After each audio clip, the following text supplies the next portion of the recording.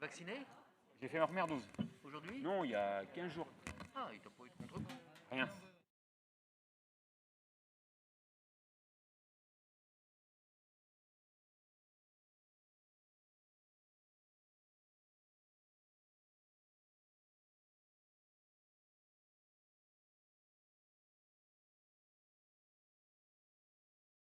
À tous. On va inviter chacun à rejoindre sa place. On va démarrer le conseil municipal.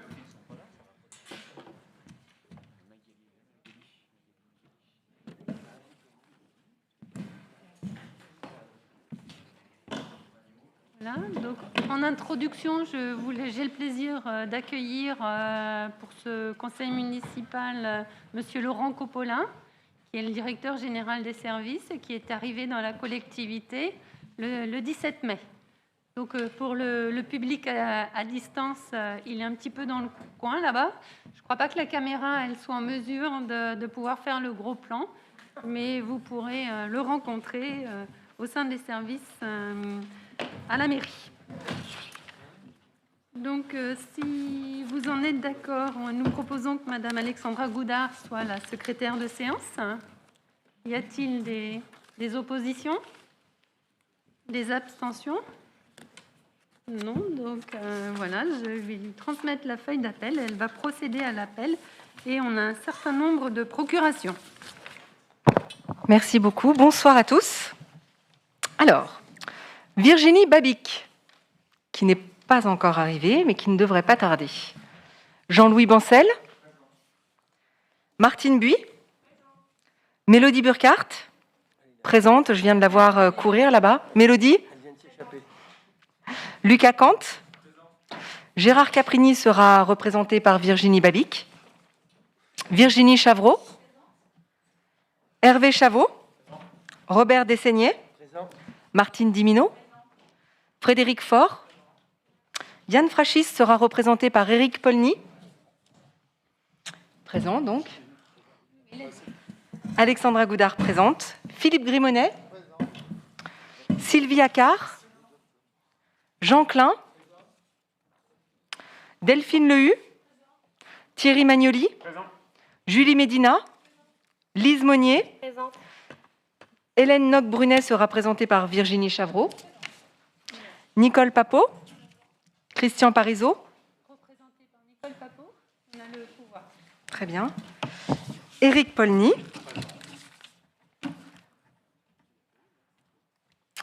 Christian Ponsonnaille sera représenté par Delphine Lehu. Magali Rogel. Nathalie Sorin. Présente. Richard Surlop Présent. et François Toula. Très bien. Le quorum étant atteint, je vous propose donc d'aborder le premier point de l'ordre du jour. Et donc, avant le point numéro 1, nous avons donc l'approbation du procès-verbal du conseil municipal hop là, je vais les mettre. Le conseil municipal j'ai plus en tête les dates. Hop là. Du 31 mars 2021. Y a-t-il des commentaires? Non? Pas de remarques, pas de commentaires. Nous pouvons procéder au vote de l'approbation. Qui est contre? Qui s'abstient? Eh bien, merci. Le procès-verbal du conseil municipal du 31 mars est adopté à l'unanimité. Nous avons aussi à valider le procès-verbal du conseil municipal du 26 avril. Y a-t-il des commentaires? Non?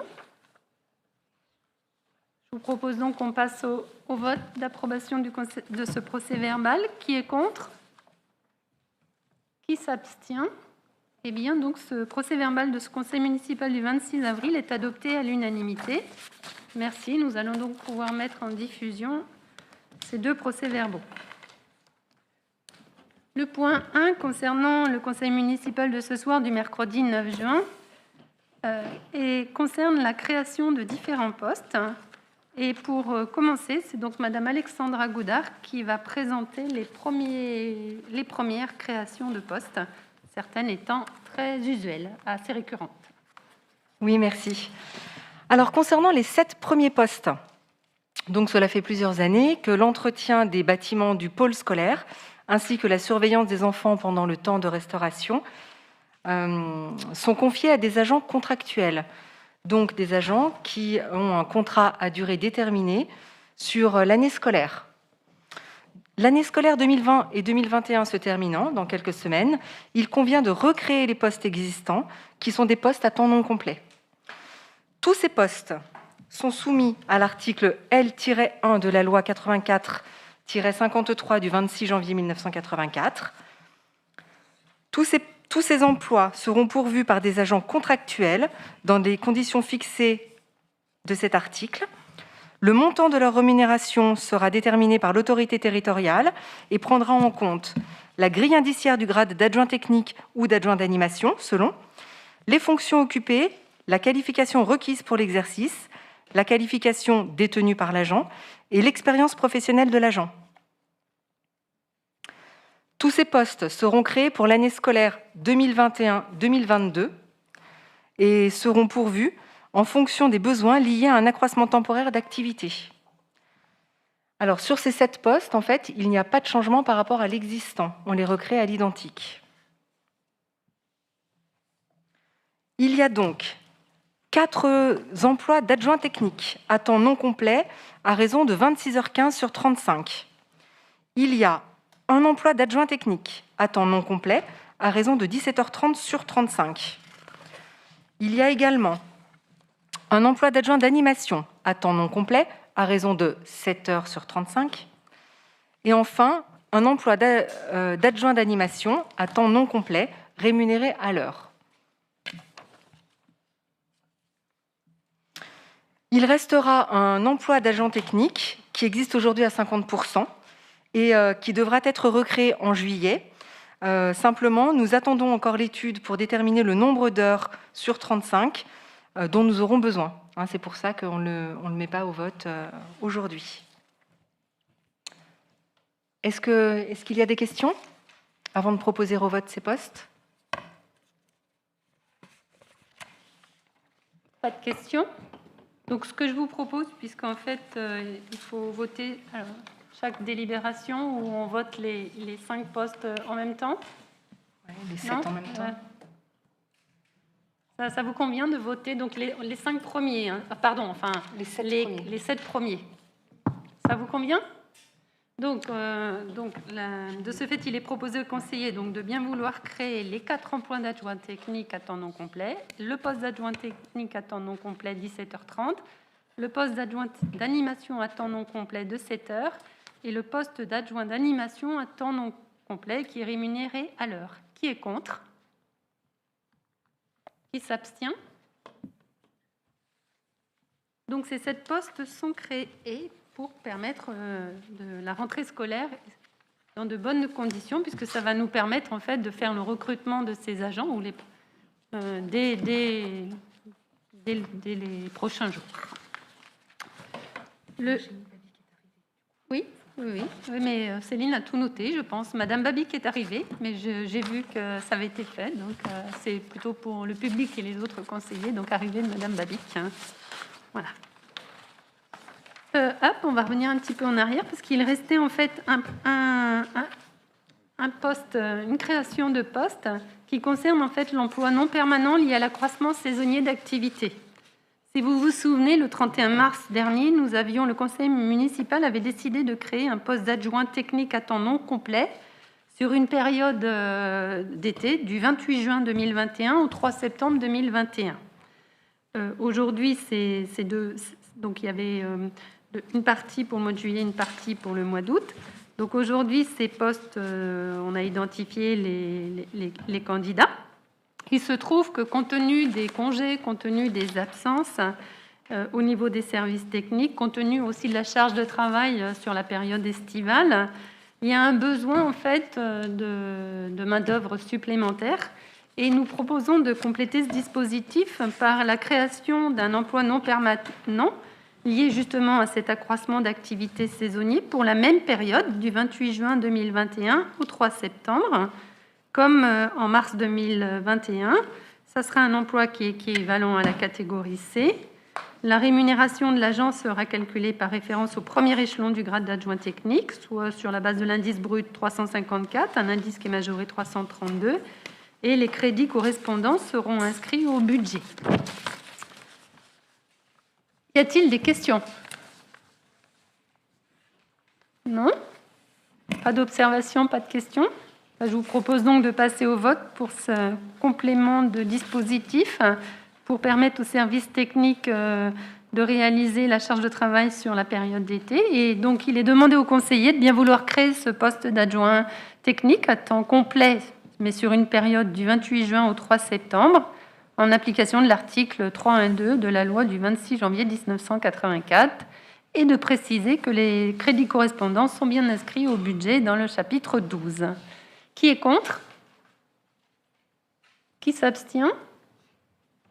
Merci. Donc, ce poste est créé à l'unanimité. Donc, nous aurons la chance d'avoir sur la commune 3 stagiaires, enfin 3 postes en renfort pour cet été, qui vont permettre donc de bien entretenir la commune.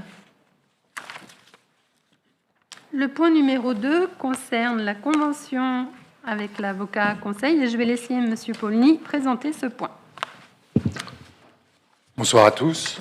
Donc, depuis 2005, la commune de Lantilly s'est mise en relation avec un avocat pour permettre aux Lantillois d'avoir des conseils gratuits. Donc, en délibération du 17 avril 2018, le conseil municipal avait autorisé le maire à signer une convention avec maître Isabelle Lapère-Amparian. Cette convention est arrivée à son terme. Donc nous avons pris contact avec maître Lapère-Amparian qui a accepté et au même prix de continuer sa prestation à Lantilly. Donc un samedi par mois et 2 heures de consultation gratuite. Pour mémoire, depuis 2019, donc en 2019, on a eu 40 personnes sur 12 mois. Ça fait à peu près 3 personnes par permanence. En 2020 et 2021, avec les restrictions sanitaires, en 2020, il y a eu 16 personnes, mais pour 4 consultations, donc 4 mois. Et en 2021, il y a aussi eu 16 personnes pour 4 mois, donc 4 consultations. Donc on est en moyenne à 4 personnes par consultation. Le montant de la prestation est de 120 € par demi-journée de vacation. Et la commission Solidarité, réunie le 27 mai 2021, a émis un avis favorable. Donc, il vous est demandé d'autoriser Madame le maire à signer une nouvelle convention avec maître Lapère pour une durée de 3 ans et de maintenir le coût de service à 120 € par demi-journée de vacation aux conditions fixées par le contrat. Voilà. Donc, on va passer au vote. Y a-t-il des questions ou des observations? Non? Donc, nous pouvons procéder au vote. Donc, en conséquence, il est demandé au conseiller d'autoriser Madame le maire à signer la convention pour une durée de 3 ans et de maintenir ce coût de service à 120 € hors taxe par demi-journée de vacation. Qui est contre? Qui s'abstient? Eh bien, cette convention est adoptée à l'unanimité. Merci. Le point suivant concerne la convention entre la commune et l'association AFCG, OGEC, de l'école privée Jeanne d'Arc. Et c'est Madame Goudard qui va présenter ce point. Oui, merci. Alors, la loi de 1312 du 28 octobre 2009 impose aux communes de garantir la parité de financement entre les écoles élémentaires publiques et privées sous contrat d'association. Elle détaille l'étendue des obligations de prise en charge par les communes sur les dépenses de fonctionnement des écoles privées sous contrat.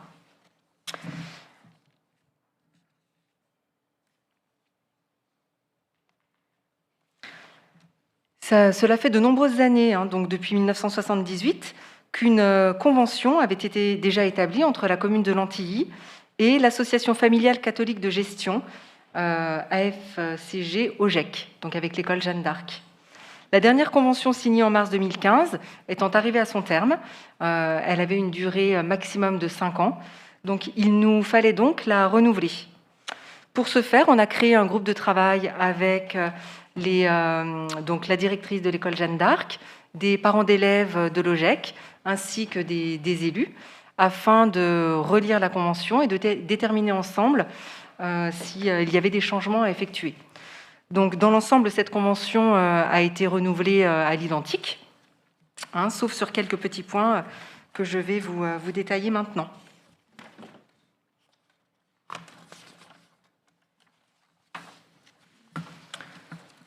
Alors, encore une fois, les dépenses de fonctionnement de l'école publique prises en compte pour le calcul de l'assiette sont les dépenses prévues par les textes d'application de la loi. Donc, il n'y a rien de nouveau et là-dessus, on ne change rien. On a simplement mis des petites conditions cumulatives afin de garantir la parité entre les écoles publiques et les écoles privées. Donc, par exemple, concernant le forfait que l'on peut donner à l'école privée pour l'accueil périscolaire, eh bien, on a rajouté 2 conditions cumulatives, à savoir l'existence d'un accueil périscolaire à l'école publique et l'existence d'un accueil périscolaire à l'école privée. Ça paraît en fait évident, mais sans ces 2 conditions cumulatives, on aurait pu être dans une situation d'inégalité entre les 2 écoles, si jamais un des 2 services n'existait pas. Donc on a tenu à le rajouter. De même, pour le versement en fait, d'un montant par repas pour l'association de l'OGEC, eh bien, on a stipulé qu'un avenant à la convention serait pris en cas de changement de délégation de service public ou de mode de gestion et du service périscolaire et du service de restauration. Donc ça, ce sont des conditions qui n'existaient pas auparavant. Concernant le calcul et le versement de la contribution, donc c'est un calcul qui est assez compliqué, mais que nos services de comptabilité ont l'habitude de faire. On prend en compte toutes les dépenses de fonctionnement qui sont faites aux écoles maternelles et élémentaires publiques. On fait la somme sur l'année N-1. On divise par le nombre d'élèves que nous communiquent à une date donnée les directeurs des écoles. Et ça nous donne un montant par enfant. Et ça nous permet de le rétribuer, ce montant, aux écoles publiques, aux écoles privées, pardon. Voilà, donc on a mis simplement ce détail qui n'était pas très clair auparavant, de façon à ce que les différents acteurs sachent bien quelle date prendre en compte et quel montant et quelle année, N-1 ou N. Le dernier changement qu'on a effectué, c'est sur la durée. Comme je vous l'ai dit en préambule, la convention avait une durée maximum de 5 ans, ce qui était assez inconfortable en fait, parce que le renouvellement de la convention tombait pendant l'année des élections municipales.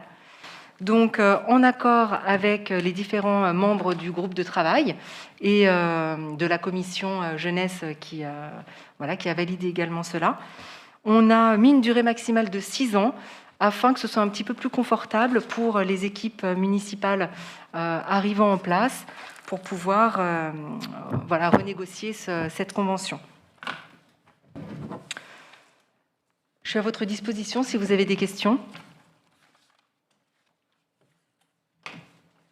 Des questions ou des observations? Non, ces explications très complètes étaient très claires. Vous ne me répondez pas, mais je suppose que je dois en déduire oui. Donc, je vous propose de passer au vote. Qui est contre? Qui s'abstient? Eh bien, merci pour cette convention entre l'école Jeanne d'Arc et la municipalité. Nous allons passer maintenant au point numéro 4, qui concerne la convention entre la commune et la communauté des communes des Pays de l'Arbrel concernant le chantier jeune. Et c'est Madame Goudard qui va continuer dans ses explications et qui va nous présenter ce point. Bon, décidément. Alors, encore une convention, plusieurs conventions que je vous propose au vote. Dans le cadre de sa politique jeunesse, la communauté de communes du Pays de l'Arbrel souhaite permettre la réalisation de projets et encourager la mise en place de travaux d'utilité collective. 2 dispositifs ont été adoptés lors des bureaux communautaires, parmi eux les chantiers jeunes. Ces chantiers jeunes ont pour objectif de permettre aux jeunes du Pays de l'Arbrel, de 14 à 20 ans, de découvrir le milieu professionnel en participant, pendant les vacances scolaires, à des travaux d'intérêt collectif. Par exemple, une mise en peinture de locaux publics, des petits entretiens d'espaces verts, du débarrassage, de la construction de petits mobiliers, etc. Les mairies et les structures jeunesse du territoire porteront ces chantiers et feront une demande de subvention à la CCPA pour couvrir les coûts. Donc, il y a une gratification pour ces jeunes de 100 € pour 20 heures de travail. Ce dispositif a pour vocation de permettre aux jeunes de prendre part à la vie du territoire et à s'investir directement pour l'intérêt général en réalisant des chantiers. C'est aussi l'occasion pour eux de connaître une première expérience citoyenne ou professionnelle et de gagner en autonomie. Donc, quand la CCPA a mis en place ce dispositif, on a trouvé que c'était une excellente idée et on a souhaité les aider à mettre en place ce dispositif sur la commune de Lantilly. Donc, la communication a été faite dans les différents établissements, donc au collège Jacques Coeur, auprès des familles et auprès du lycée Germaine-Tillon et du lycée de Charbonnières. Et non, pardon, pas le lycée de Charbonnières, le lycée Germaine-Tillon uniquement, en ce qui nous concerne. Et nous avons eu l'heureuse surprise donc, de voir une douzaine de jeunes inscrits à ce dispositif, de jeunes lantillois. Ce sont des jeunes qui ont une moyenne d'âge de 15 ans et demi, donc 14 ans pour les plus jeunes et 16 ans pour les plus âgés. Donc nous avons travaillé avec nos services techniques pour essayer de mettre en place ces chantiers. Et nous avons trouvé 2 dates, parce qu'en fait, ces jeunes devront être encadrés par un agent de la commune. Donc il fallait absolument qu'on travaille en concertation avec nos agents pour que ceci soit efficace. Nous vous proposons 2 chantiers, un au mois de juillet, les 5, 6, 7 et 8 juillet, et un autre, le 1er, le 2, le 3 et le 4 août. Donc les jeunes se sont déjà positionnés sur une ou l'autre de ces dates.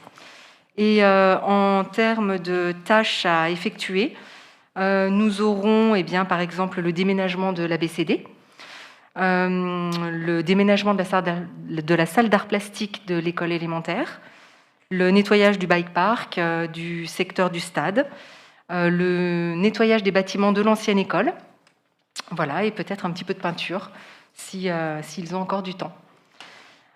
Donc nous vous proposons de voter 2 conventions. Une convention qui régira les obligations et devoirs entre la commune de Lantilly et la CCPA, et une autre convention qui régira les relations entre ces jeunes et la mairie de Lantilly.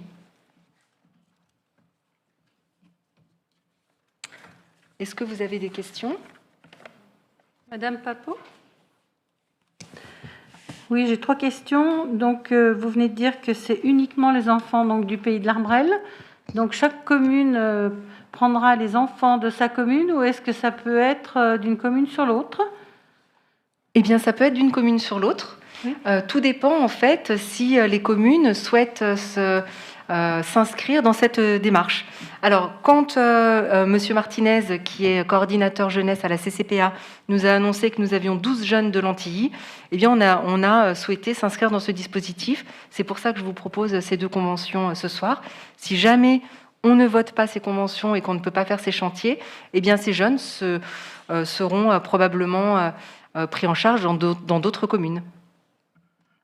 Deuxième question, est-ce que la prise en charge des transports et des repas est prise par la mairie, ou est-ce que ça rentre dans la communauté de communes ? Comment ça marche ?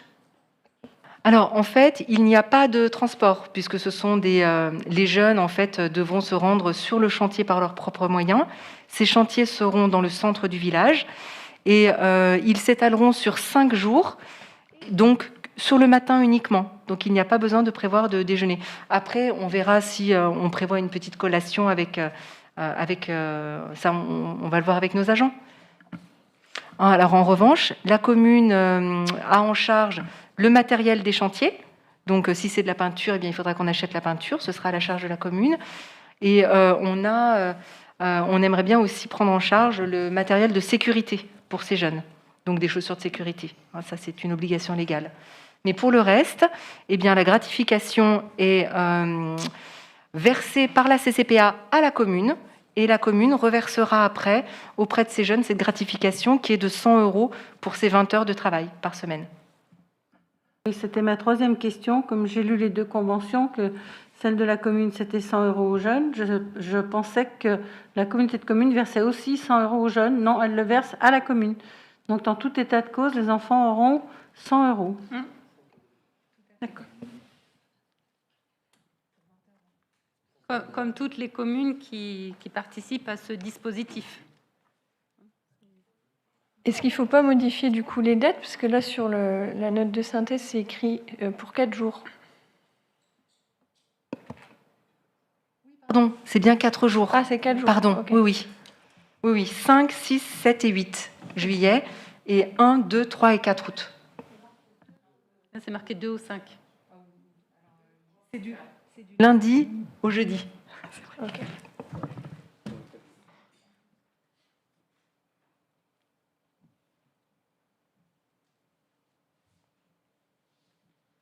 Donc oui, c'est ça, du 2 au 5, tout à fait. Donc, comme indiqué dans la note de synthèse et dans la présentation que vous avez à l'écran, d'ailleurs, je remercie Monsieur Baldacchino pour le public qui est à distance. On a modifié un petit peu, on a amélioré le dispositif puisqu'aujourd'hui, il y a 3 caméras. Il y a une caméra qui est ici qui permet de visualiser ici cette première partie. Et puis, vous voyez une autre caméra là, donc dans le fond de la salle, vous êtes aussi, à chaque fois que vous intervenez, vous êtes filmé. Et il y a une troisième caméra qui permet d'afficher la présentation pour le public. Et donc, M. Baldacchino jongle entre ces 3 prises de vue, ce qui, normalement, devrait permettre, notamment au public, de pouvoir suivre dans de meilleures conditions et avec un petit peu plus de dynamisme ces séances de conseil municipal. J'en profite d'ailleurs pour rappeler que, compte tenu de l'allègement de quelques mesures sanitaires, le public est maintenant autorisé à assister au conseil municipal dans la mesure où on respecte les jauges qui sont limitées. Voilà. Je vous propose donc, si vous n'avez pas... Avez-vous d'autres questions ou de remarques? Non, tout est clair. Je vous propose donc qu'on passe au vote. Et donc, je vous demande de bien vouloir autoriser le maire à signer les 2 conventions, celle de partenariat avec la communauté de communes des Pays de l'Arbrel et celle entre chaque jeune participant à ce chantier jeune. Qui est contre? Qui s'abstient? Eh bien, merci à tous. Et nous aurons le plaisir de voir ces jeunes sur la commune les 2 semaines précisées, faire les différents travaux. Et nous leur souhaitons de tirer une bonne expérience de ces premiers travaux dans le monde actif. Et j'en profite pour remercier les services techniques qui ont accepté d'accompagner les jeunes dans ces premières expériences. C'est toujours intéressant. Merci pour ces jeunes. Le point 5 concerne la convention entre la commune et le comité de jumelage de coopération Couila-Lantilly. C'est M. Paulny qui va vous présenter ce point. Alors, là encore, deux conventions pour un seul dossier, à savoir les conventions de partenariat entre la commune et le comité de jumelage Lantilly-Couila. Donc, pour rappel, depuis plus de 30 ans, existe le comité de jumelage coopération Lantilly-Couila et qui intervient et participe activement dans la réalisation d'ouvrages au Burkina Faso. Sans vous faire une liste exhaustive, les domaines privilégiés d'intervention sont la sécurité alimentaire, l'éducation et le sport, l'agriculture, la santé et l'hygiène, l'eau et l'assainissement, la formation et l'aide aux activités locales et la culture.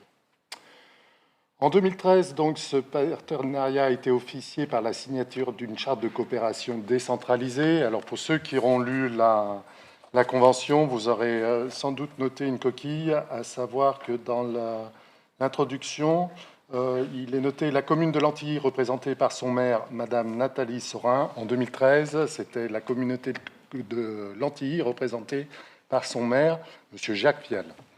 Voilà. Donc, la convention sera reprise en signature. Donc, de nombreuses actions sont prévues ou en cours de réalisation, même s'il y a eu une pause à cause des problèmes, notamment de transport et de logistique, dus, là encore, aux conditions sanitaires. Afin de les mener à bien, il est proposé d'une part de signer une convention de coopération entre la commune de Lantilly et la municipalité de Zignaré et le comité de jumelage. Donc, c'est une convention tripartite. Et d'autre part, une convention de partenariat entre la communauté de Lantilly et le comité de jumelage coopération Lantilly-Quilla. Donc, si vous voulez, on va signer une convention entre les deux communes dans un premier temps, et ensuite, la commune de Lantilly délègue la maîtrise d'ouvrage au comité de jumelage, qui s'appelle donc le comité de jumelage coopération Lantilly-Quilla, qu'on symbolise d'habitude par CJCLK. Cette dernière convention permettra donc de déléguer au comité de jumelage la maîtrise d'ouvrage pour mener à bien les différents projets dont je vous ai donné rapidement la teneur tout à l'heure. La commission de solidarité, réunie le 27 mai 2021, a émis un avis favorable à la signature de ces deux conventions. Donc, il est proposé aux conseillers de bien vouloir autoriser Madame le maire à signer en premier lieu la convention de coopération entre la commune de Lantilly, la municipalité de Zignaré et le comité de jumelage coopération Lantilly-Quilla, et en second lieu, la convention de partenariat entre la commune de Lantilly et le comité de jumelage coopération Lantilly-Quilla. Est-ce que j'ai été clair? Y a-t-il des questions?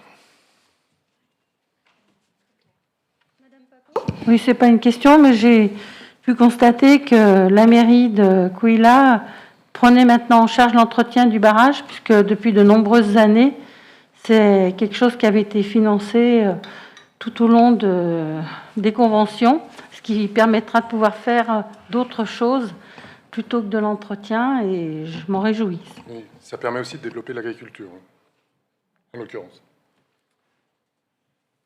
Y a-t-il d'autres interventions? Non. Je vous propose donc de soumettre au vote tel que ça a été présenté. Qui est contre? Qui s'abstient? Eh bien, merci pour votre soutien dans cette coopération qui nous permettra de développer en partenariat de beaux projets. Nous arrivons à la fin de l'ordre du jour du Conseil municipal. Le point concernant les décisions prises dans le cadre de l'article 2122-22 du CGCT. Donc, je n'ai qu'un point qui concerne le dossier Optimum. Et donc, suite à l'audience du 25 mars 2021, le tribunal administratif a annulé l'arrêté du 11 mars 2019 de la mairie de Lantilly, ainsi que sa décision implicite de rejet de recours gracieux formé par la SARL Optimum Lotissement. Il a été enjoint au maire de Lantilly de délivrer à la SARL Optimum Lotissement le permis d'aménager qu'elle a sollicité dans un délai d'1 mois à côté de la notification du présent jugement. Et donc, ce permis d'aménager a été délivré le 19 avril par la commune, comme demandé. Il n'y a pas d'autres points de décision à l'ordre concernant cet article L2122-22 du CGCT. Je propose à chaque, avant les questions des élus, ou les remarques des élus, je propose donc à chaque adjoint de faire part aux élus et au public qui nous suit à distance et qui est présent dans la salle, très seule personne, de partager les informations. Qui veut commencer? Monsieur Paulny? D'habitude, on commence par Madame Chavreau concernant les informations et les actualités de la communauté de communes, donc on peut faire comme d'habitude.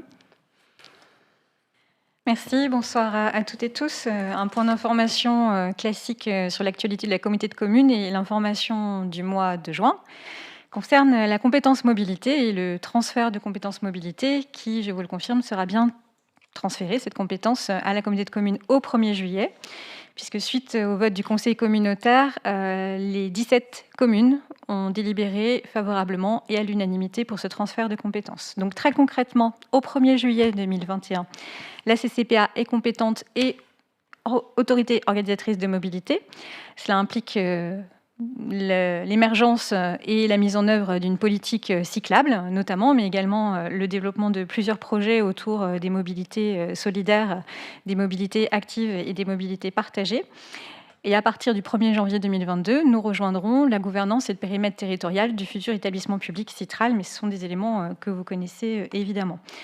L'actualité concrète sur ce sujet, c'est que nous sommes en cours de finalisation d'un diagnostic local sur les sujets de mobilité. Donc, nous faisons le tour des 17 communes avec les services de la CCPA pour rencontrer le maire et les services qu'il souhaite associer. Et chaque réunion bilatérale permet d'avoir une vision très concrète des priorités en termes de mobilité, à la fois sur les transports en commun, sur les politiques cyclables et sur tout service de mobilité, des priorités à court, moyen et long terme. Et tous ces éléments vont nous permettre d'élaborer un plan de mobilité sur le mandat au niveau de la CCPA. Et de manière globale, l'ensemble de ces informations vont être recensées sur une plateforme mobilité qui sera en ligne à partir du 1er juillet 2021 sur le site de la communauté de communes, puisque derrière les services de mobilité, il y a également un enjeu très fort à faire connaître l'existence et en tout cas un enseignement que nous avons retenu de l'ensemble de nos discussions avec les communes. Voilà pour ce point d'actualité CCPA. Madame Goudard, vous voulez compléter les informations diverses? Décidément, j'ai beaucoup de choses à vous dire ce soir. Alors oui, nous travaillons très étroitement avec les directeurs des écoles sur les inscriptions. Donc tous les parents qui souhaitent inscrire leurs enfants pour la première fois à l'école Pré-Berger ou à l'école La Clé Verte se présentent tout d'abord en mairie. Et ça fait une dizaine de jours qu'on sait que les effectifs à l'école élémentaire, donc le Pré-Berger, sont un petit peu au-delà du seuil.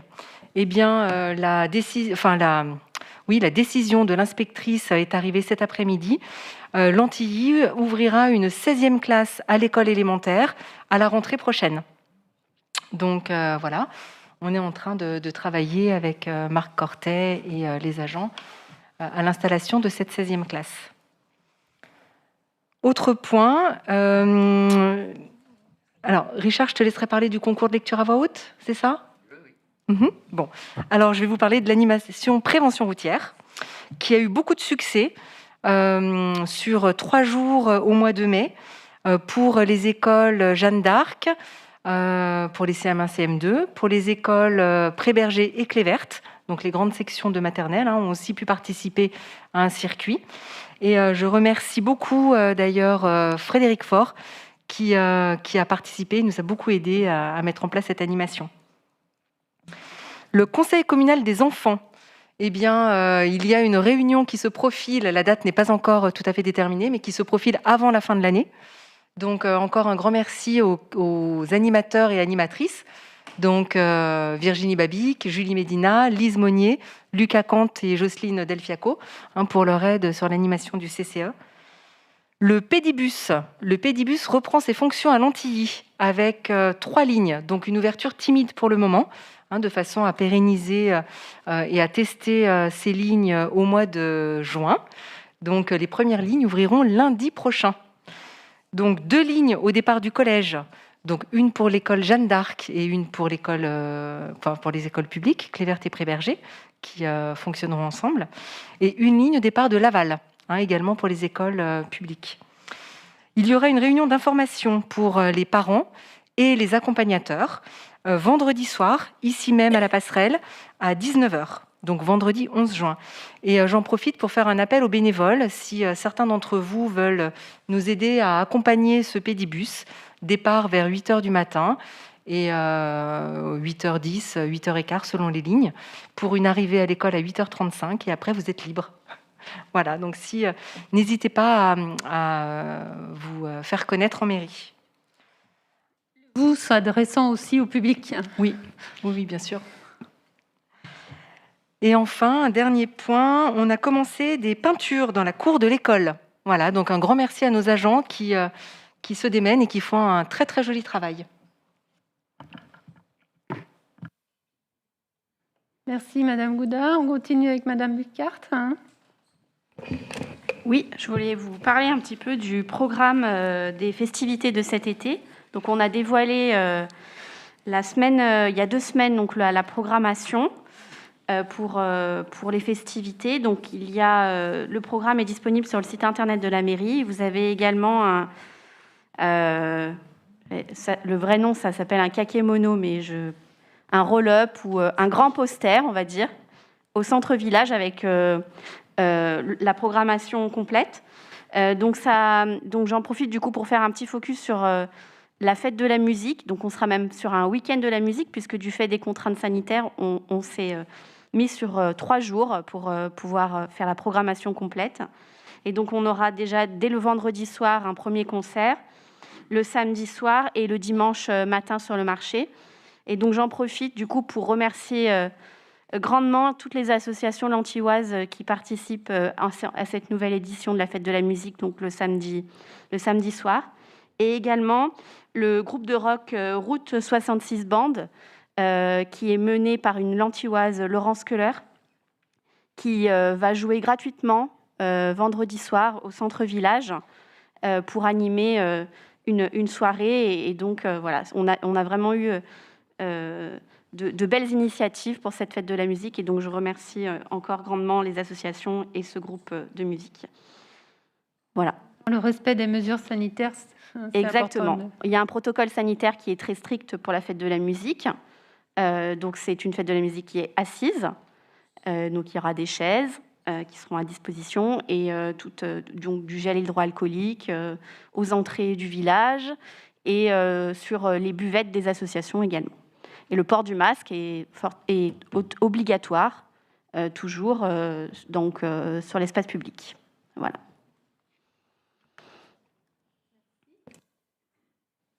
Madame Rogel ? Oui, quelques petites informations sur des sujets récents ou réflexions en cours. Première chose, la fête de réouverture des jardins partagés de Laval qui a eu lieu samedi dernier et pour laquelle la commune a organisé un atelier de création de nichoirs pour les enfants, dans le respect d'une jauge qui nous a obligés quand même à contraindre un peu le nombre de places disponibles, qui a remporté un franc succès puisqu'on avait plus d'inscrits que de places. Fête qui s'est très bien passée malgré un soleil assez timide, avec beaucoup de gens et puis voilà une ambiance, ma foi, très festive. Et de la musique, effectivement. Voilà. Je voulais également vous parler d'une réflexion qu'on va lancer pour l'élaboration d'un programme d'animation pédagogique et d'ateliers de sensibilisation à l'environnement et naturaliste, donc à la biodiversité aussi. Donc je profite de cette occasion pour faire un appel à idées et à volontaires parmi les élus du conseil municipal.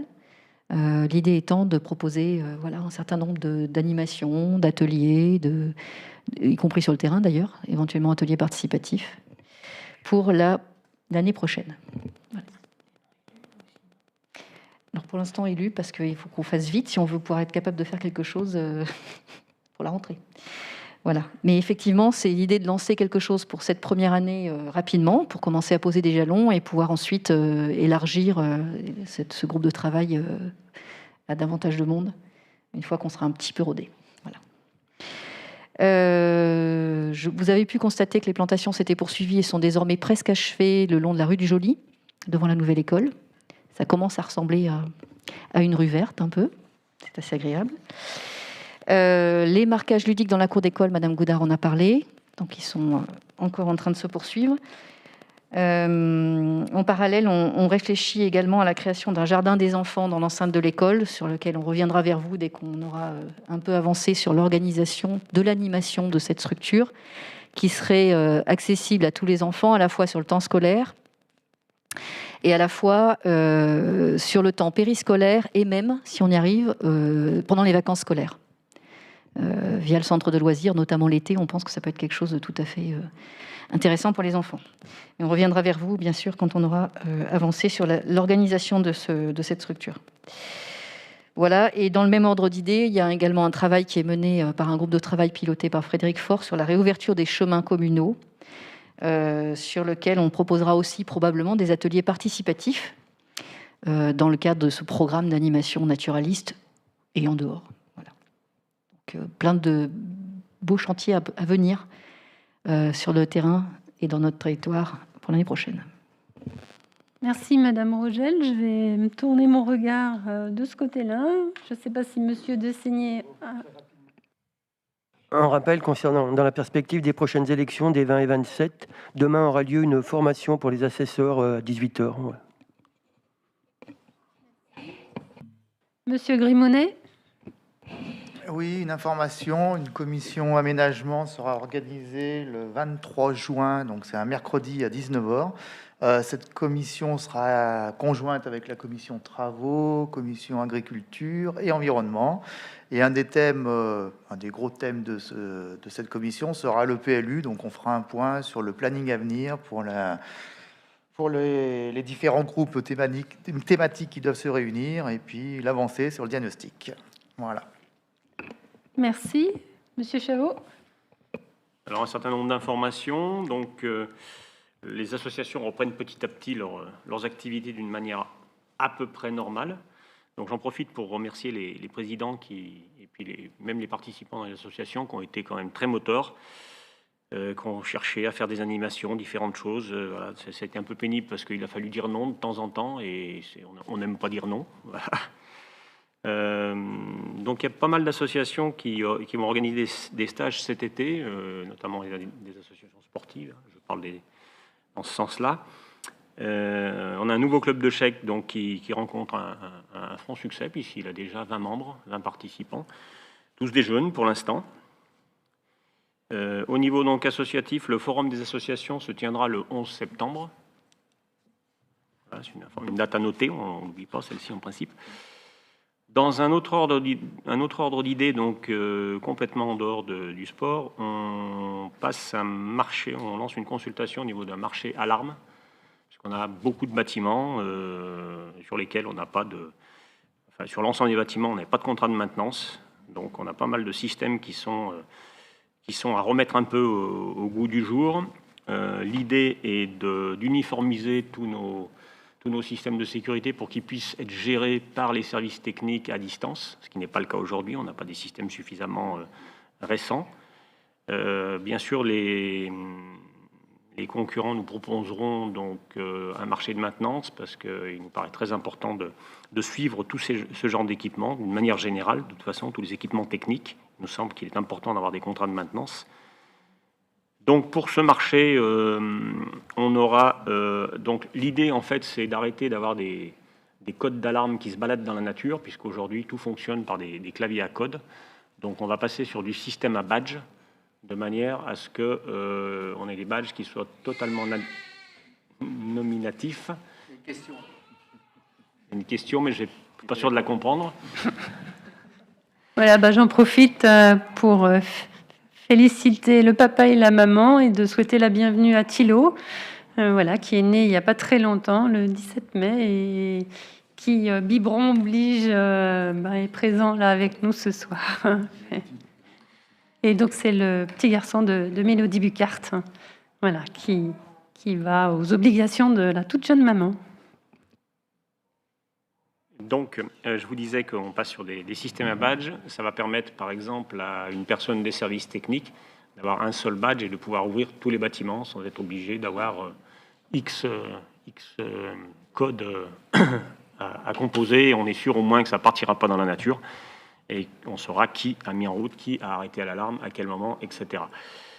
C'est un premier jet, je dirais, le marché alarme qu'il faudrait éventuellement concrétiser plus tard par du contrôle d'accès, de manière à en plus pouvoir ouvrir les portes avec ce même système de badge, ce qui nous permettrait un contrôle total et éviterait d'avoir toutes ces dégradations qu'on a de plus en plus, puisque malheureusement, on a encore constaté la semaine dernière qu'on avait eu de grosses dégradations qui sont même assez graves, puisqu'on a des gens qui sont entrés dans les bulles du tennis, qui ont vidé les extincteurs, qui les ont remis en place sous les housses. Donc, s'il n'y avait pas eu la présence d'esprit d'un agent qui a trouvé une goupille par terre et qui s'est demandé pourquoi il y avait une goupille par terre, eh bien, en fait, on ne se serait pas rendu compte que les extincteurs avaient été vidés. Donc, c'est assez grave parce que finalement, on n'est pas simplement sur de la délinquance, on est sur de la volonté de nuire aux personnes. Donc, voilà, c'est quelque chose de grave. Donc, je pense qu'il faut qu'on intervienne de plus en plus dans ce domaine-là. Donc, pour ce marché alarme, la publication se fera la semaine prochaine. La visite des sites pour les entreprises se fera donc le 7 juillet, le retour des offres le 30 juillet à midi. L'ouverture des plis, je vous avais annoncé en réunion qu'elle se ferait le lundi 2, mais en fait ce sera le mercredi 4 août à 14 h. L'envoi des lettres d'information aux postulants non retenus se fera le 5 août au lieu du 3 août. L'attribution du marché se fera le 16 août et le démarrage des travaux en septembre, pas avant le 6 septembre. Voilà. Ce sont les dates qui nous sont un peu imposées par cette procédure adaptée. Voilà, c'est tout. Merci. Avant de donner la parole à Monsieur Magnoli, je voulais partager avec vous, suite au décès de Monsieur Étienne, qui était le président du CIEVin, de nouvelles élections ont eu lieu. Et donc, c'est Monsieur Debiès qui a été élu président du CIEVin. Et donc, le représentant de l'Antilly, qui est Thierry Magnoli, a été reconduit dans ses fonctions de vice-présidence. Il a changé de délégation puisqu'il est vice-président à l'urbanisme. Voilà. Félicitations, et puis je laisse Monsieur Magnoli partager avec nous et avec vous les différentes actualités concernant la commune de l'Antilly. Merci Madame le maire. 2-3 petites informations, vous m'entendez? Oui. Concernant déjà le CIDER. On a fait une visite technique avec le CIDER pour l'implantation de la borne de recharge de véhicules électriques. Donc, cette borne de recharge devrait être installée dans le mois de juillet. Après, concernant les voiries, donc actuellement, il y a des travaux de voirie donc, dans la zone d'activité du Charponnet, donc le chemin des Molières. Donc, il y a la création de trottoirs et réfection de l'enrobé. Et dans la continuité, il y aura la réfection du chemin de la ferme. Et après, concernant les services techniques, donc la communauté de communes va faire l'acquisition d'un véhicule électrique, donc un véhicule type plateau, avec une autonomie de 120 km, pouvant avoir une charge d'une tonne et qui peut tracter 1 tonne 400. Donc ce sera le premier véhicule électrique de la commune. De la commune. Donc ce sera de type Goupil.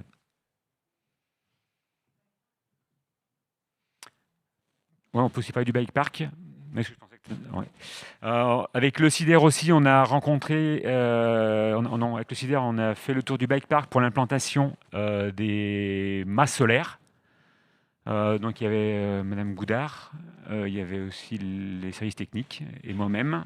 Et du coup, on a implanté donc les 4 mâts qui devrait être installé d'ici un mois et demi. Donc il y aura 2 mâts sur le parking, 1 mât au niveau de la cabane existante et un mât qui se situera sur le dessus du bike park près du parcours de santé. Voilà.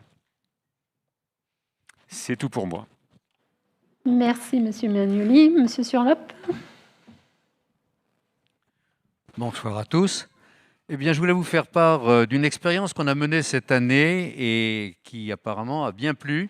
Il s'agit de l'exercice de lecture à voix haute. Chacun connaît les vertus de cet exercice pour des enfants à l'école qui vise à conforter la prise d'assurance en soi que l'on peut avoir, qui les entraîne à s'exprimer mieux, qui favorise également leur apprentissage. Bien, tout ça, vous le savez déjà très, très certainement. Et donc, nous avons eu l'idée de proposer cela aux enseignants à la rentrée dernière. Et on a été vraiment ravis de voir leur enthousiasme. Alors déjà, ils pratiquaient ces exercices-là de lecture à voix haute dans leur classe. Mais le fait qu'on leur propose un concours et que l'on le structure un petit peu et qu'on donne un petit peu de visibilité à ces exercices leur a paru extrêmement intéressant.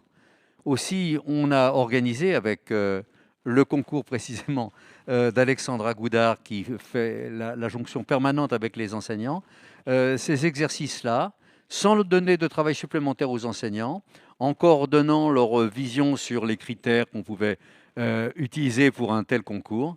Et donc, il y a les classes de CM1, CM2 de Préverger d'une part, il y a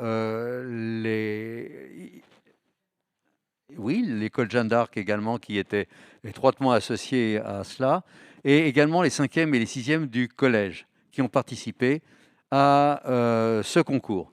Au final, on a eu donc 13 candidats en élémentaire qui ont été présélectionnés par leurs profs et leur classe. Donc on a mené ça de sorte à ce que ce soit à la fois très participatif et très autonome au niveau de la préqualification des élèves. Et on a eu 16 candidats proposés par le collège qui se sont présentés devant un jury le 1er et le 3 juin dans cette même salle de la Passerelle, devant un jury composé d'agents, composé d'élus, composé d'enseignants, composé de comédiens, et qui ont décerné dans chaque cas les 3 premiers prix à trois élèves dans chaque groupe, élémentaire d'une part et collège d'autre part, sachant que tous les candidats ont été par ailleurs récompensés et ont reçu des mains de Madame le maire, bien évidemment des livres, également des CD. Et à cela, on a ajouté également des abonnements à la médiathèque, des entrées à la bobine magique. Et puis les 3 premiers donc, dans chaque groupe auront également la possibilité d'être coachés par un comédien professionnel. L'idée, c'est qu'ils continuent à se perfectionner et qu'ils osent se présenter aux exercices de lecture à voix haute de la grande librairie. Et ça a plu également aux enseignants, l'idée que certains pourraient peut-être être qualifiés de cette façon-là, ce qui va bien dans le sens de la notoriété pour les établissements, pour les élèves, leurs familles et également, bien sûr, pour l'Antilly. Voilà ce qu'on peut dire en 2 mots sur cet exercice qui, visiblement, sera renouvelé l'année prochaine et peut-être étendu, puisque à la fois les parents et les enseignants et les élèves étaient assez enchantés de cette première réalisation. Pour remercier pour cela également les agents techniques qui nous ont bien aidés également, qui étaient très présents pour cette organisation. Voilà pour ce point. Le deuxième point que je voulais vous indiquer, c'est que les 2 et 3 septembre, nous organisons 2 soirées de scène ouverte. J'ai dit septembre, c'est un focus, hein. Ça dure depuis un certain temps. Merci, c'est bien les 2 et 3 juillet que cela va se passer. L'idée est la suivante. L'année dernière, au mois d'août, il y a eu des scènes ouvertes organisées à l'initiative de François Boursier, dans un cadre parfaitement privé. Et devant le succès qu'a eu cette manifestation, on a pensé qu'il était bien de pouvoir la renouveler dans une forme peut-être un petit peu différente. C'est ce qu'on va faire les 2 et 3 juillet prochains, avec comme objectif de contribuer à recréer du lien entre les Lentillois. Et on a vu que quand on met à leur disposition un certain nombre de moyens simples et chaleureux, eh bien, ils n'hésitent pas, les Lentillois, à monter sur scène, d'où l'idée de cette scène ouverte, pour dire un poème, pour chanter une chanson, pour dire un texte, une poésie, raconter une histoire, jouer d'un instrument. Et Dieu sait que beaucoup de Lentillois ont des talents et c'est une occasion privilégiée pour qu'ils puissent faire part de ces talents-là à l'ensemble des gens qui seront présents sur ces 2 soirées-là. La deuxième chose également, c'est qu'on a souhaité mettre en avant les associations qui, comme tous les artistes, professionnels ou non, ont été privés d'expression pendant toute la durée de la Covid et qui donc se sont montrés extrêmement enthousiastes également à pouvoir refaire un concert, je parle par exemple de Vent d'Ouest pour l'instrumental, bien évidemment des classes de la note qui seront là, du théâtre qui est enseigné dans cette salle par les associations telles que l'Amicale laïque ou l'Union des familles ou d'autres. Et donc, voilà ce qui va se passer le 2 et 3 septembre, en gros, entre... Ah oui, non, mais ça se soigne, paraît-il. Hein. Voilà. Non, mais en fait, c'est une manie pour voir si vous suivez tous. Et je vois que vous êtes très attentifs. Pardonnez-moi, c'est bien le 2 et 3 juillet. Il y aura 150 sièges qui seront installés dans le parc Giraud, puisque là aussi, on veut être prudent. Et donc, en attendant d'avoir plus de précisions sur ce qui se passera après le 30 juin, les spectateurs seront assis. Et il y aura également 3 ou 4 buvettes qui seront là pour leur permettre de se restaurer tout au long de la soirée. Voilà ce que je voulais vous indiquer. S'il y a des questions, j'y répondrai avec plaisir.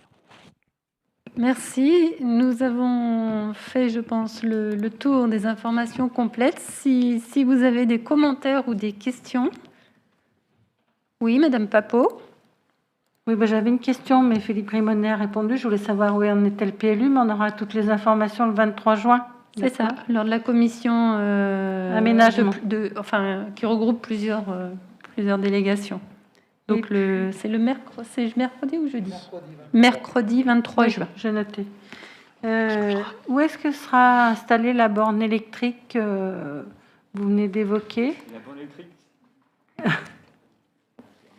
c'est avec le micro. La borne électrique se situera sur le côté de l'église. Il y a un petit parking sur la gauche de l'église. C'est les deux places qui sont tout au bout. C'est les deux seules plaques uniques qu'il y a entre un arbre et puis le terre-plein. En fait, elle a été choisie. Elle était ni trop près ni trop loin du village, entre les infrastructures centre-ville plus tout ce qui est sportif, et aussi par rapport au réseau électrique, qui est aussi un coût non négligeable. Voilà. Puis ma dernière question, vous nous aviez dit qu'il y avait eu un permis de construire pour le kiosque. Où est-ce qu'on en est, qui avait été refusé? Où est-ce qu'on en est aujourd'hui? Je vous propose que ce point soit revu lors de la commission du 23 juin. Nous aborderons ce point concernant le kiosque. Oui, Monsieur Vancel. Oui, bonsoir à tous.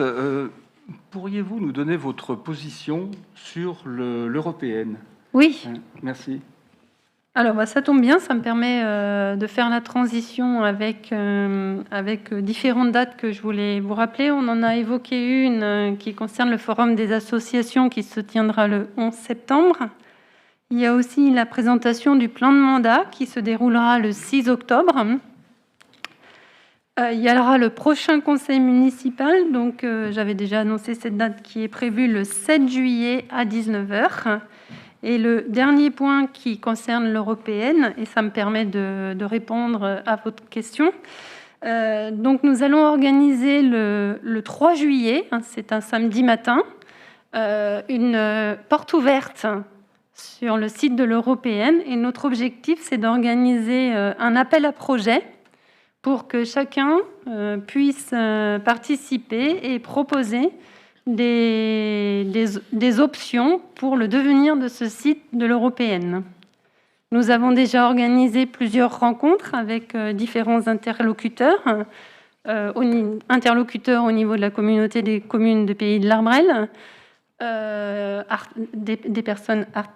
des artisans qui étaient intéressés. On a eu quelques demandes. Donc là, l'objectif, c'est vraiment pour élargir le champ des possibles au niveau du devenir de ce site, c'est d'organiser cet appel à projet. Donc samedi, je le répète, 3 juillet, toute la matinée, pour que l'on définisse ensemble le devenir de ce site. Oui, Monsieur Vincel. Qui veut dire que vous excluez définitivement l'installation du centre technique? Il semblait qu'on avait répondu, mais c'est l'opportunité de repréciser le devenir. Donc aujourd'hui, on a plutôt traité, en priorité en fait, l'optimisation du site actuel du centre technique. Donc l'équipe des services techniques a d'ailleurs depuis plusieurs semaines, voire plusieurs mois, optimisé les rangements pour utiliser au mieux les locaux actuels du centre technique actuel.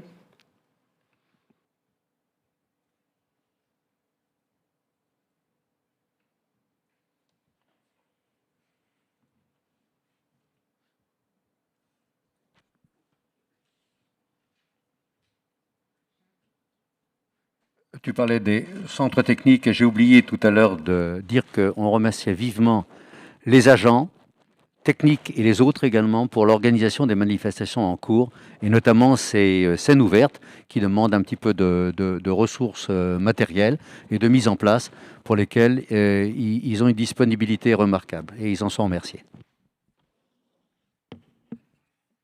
Et pour eux, y a-t-il d'autres remarques ou d'autres questions ou d'autres commentaires ? Non ? Non, eh bien, je vous propose de clore ce conseil municipal. Rendez-vous pour les différentes commissions en juin, et puis donc le 7 juillet pour le prochain conseil municipal et le 3 juillet pour l'appel à projet.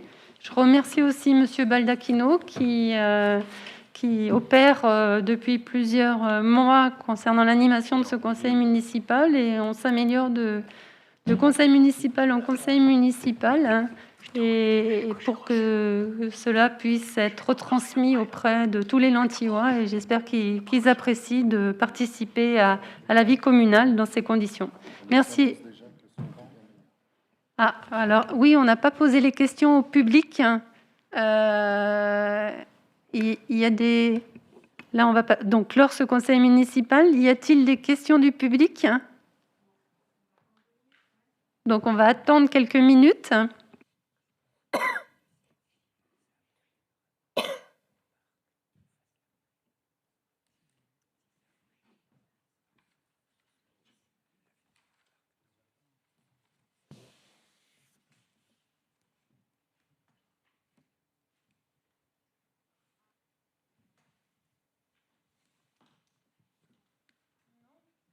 Apparemment, pas de questions du public. Nous restons de toute manière à disposition. N'hésitez pas à nous solliciter par écrit, par mail, sur l'application. Voilà, eh bien, bonsoir à tous. Il est 20h et quelques minutes. Voilà un conseil rondement mené. À très bientôt. Merci.